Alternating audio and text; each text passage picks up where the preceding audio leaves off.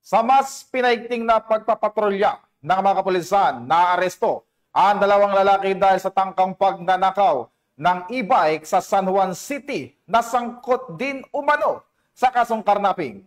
Ipinapakita ng pag-aresto na epektibo ang mas pinaigting na pagpapatrolya ng mga kapulisan sa San Juan City. Nagpapahiwatig ito ng mas malakas na presensya ng pulisya upang mapigilan at mahuli ang mga kriminal sa kanilang operasyon. Alamin ang buong detalye ng balita mula kay Patrolwoman Jenny May Dolor.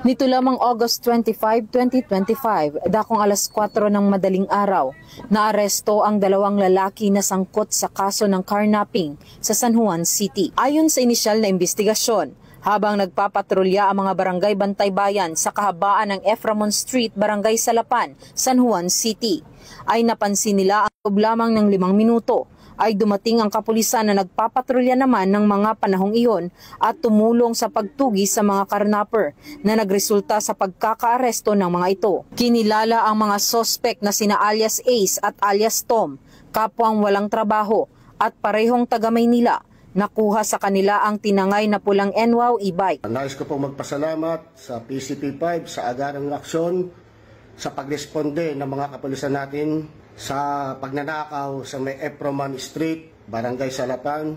At yun lamang po, maraming salamat. Ang mga sospek ay nahaharap ngayon sa kasong paglabag sa RA 10883 o New Anti-Carnapping Act of 2016 at kasalukuyang nasa custodial facility ng San Juan City Police Station. Mula dito sa Eastern Police District, ako po ang inyong PNN correspondent, Patrolwoman Jenny May Dolor, alagad ng batas, tagataguyod ng Balitang Pulis.